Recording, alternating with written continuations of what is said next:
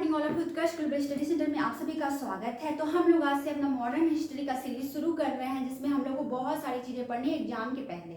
और हमने अपना इनिशिएट खत्म कर लिया, जिसको जाके आप लोग प्लेलिस्ट में देख सकते हैं। तो सबसे पहले हम लोग देखेंगे मॉडर्न हिस्ट्री में हमारा 1885 से 1947 तक का टाइम पीरियड है, और इसको हम लोग 3 पार्ट में बांट के पढ़ेंगे। तो मॉडर्न हिस्ट्री पढ़ने का तरीका है कि पहले हम लोग पुर्तगालियों के आगमन से शुरू करें या तो कांग्रेस के गठन से शुरू करें।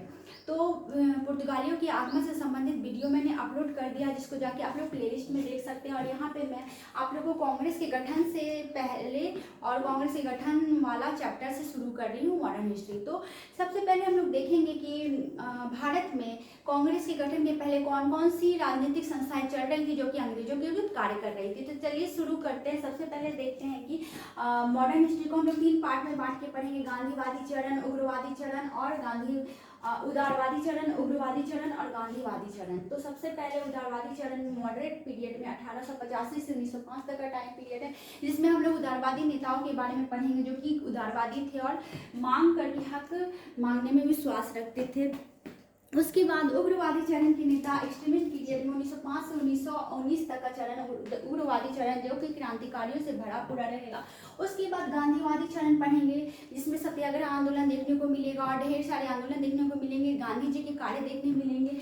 और 1919 से 1947 तक का टाइम पीरियड है ये गांधीयन फेज, जो कि लास्ट हमारा मॉडर्न हिस्ट्री का रहेगा। तो भारतीय राष्ट्रीय आंदोलन इंडियन नेशनल मूवमेंट में सबसे पहले हम लोग देखते हैं कि कांग्रेस के गठन के पहले कौन कौन से संगठन थे भारत में जो कि अंग्रेजों के विरुद्ध काम कर रहे थे। तो बंगाल में सबसे पहले हम लोग देखेंगे कि बंगाल क्रांतिकारियों का गढ़ था और बंग भाषा प्रकाशक सभा, यहाँ पे सबसे पहला गठन हुआ था बंग भाषा प्रकाशक सभा का, जिसका गठन राजा राम मोहन राय करते हैं 1836 में। 1836 में एसोसिएटेड बाय राजा राम मोहन राय, गौरी शंकर तारकाबीस इसके नेता थे और पहला यह पॉलिटिकल एसोसिएशन था, पहला पॉलिटिकल एसोसिएशन था भारत का, इसलिए ये महत्वपूर्ण हो जाता है इस नजरिए से क्योंकि यह पहला था।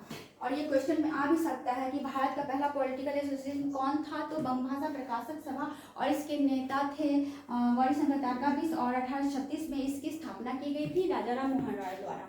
उसके बाद बंगाल में ही दूसरी पार्टी का संगठन होता है जमींदार association 1838, Bengal British India society 1843, British national association 1851, Indian league 1875, Indian national association 1876। तो ये 6 जो थे ये बंगाल में कार्य कर रहे थे अंग्रेजों के विरुद्ध। और फिर बम्बई में राजनीतिक संस्थाएं थी, बॉम्बे एसोसिएशन 1852 दादा भाई नौरोजी के द्वारा, पूना साजिश सभा 1870, बॉम्बे में प्रेसिडेंसी एसोसिएशन 1885। तो ये 3 बम्बई में कार्य कर रहे थे अंग्रेजों के खिलाफ। और मद्रास में राजनीतिक संस्थाएं थी, मद्रास नेटिव एसोसिएशन 1852 और मद्रास महाजन सभा 1884। तो मद्रास की हो गए, मुंबई की हो गए, बंगाल के हो गए, ये सारे इंपॉर्टेंट हैं। और सबसे ज़्यादा इंपॉर्टेंट बंग भाषा प्रकाशक सभा है क्योंकि ये पहला था। और ये कांग्रेस के गठन के पहले भारत में इनका गठन हो चुका था और ये अंग्रेजों के खिलाफ कार्य कर रही थी, पर ये अपने मुद्दे से भटक गई थी और ये क्षेत्रीयता में सिमट के रह गए, जिसके चलते ये असफल हो गई। और उसके बाद गठन होता है भारत में सबसे बड़े सभा का, कांग्रेस सभा का गठन होता है और हर साल कांग्रेस का अधिवेशन होता है, जो कि बहुत इंपॉर्टेंट हो जाता है हमारे एग्जाम के नज़रिए से। और इसको पढ़ना और याद रखना हमारा बहुत बड़ा काम हो जाता है क्योंकि यही याद नहीं रहते हैं। इसके बाद हम लोग शुरू करेंगे कांग्रेस का गठन और उदारवादी चरण में कौन कौन से प्रमुख नेता थे उसके बारे में हम लोग नेक्स्ट वीडियो में पढ़ेंगे। तो वीडियो को यहीं पे ख़त्म करती हूँ और मिलती हूँ कल नए टॉपिक के साथ। नए टॉपिक में हमारा रहेगा कांग्रेस का गठन और उदारवादी चरण में कौन कौन से प्रमुख नेता थे और उनका कार्य किस प्रकार था, उनकी आलोचनाएं क्यों होती थी, ये सारा हमको उदारवादी चरण में पढ़ना है क्योंकि ये बहुत मोस्ट इंपॉर्टेंट हमारा हो जाता है। उसके बाद ही हम लोग कांग्रेस का गठन पढ़ेंगे।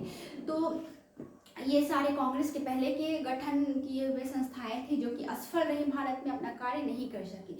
तो वीडियो को यहीं पे समाप्त करती हूँ और मेरा प्रयास रहेगा कि 70वीं बीपीएससी की एग्ज़ाम डेट के पहले मैं सारा कुछ अपना ख़त्म कर लूँ।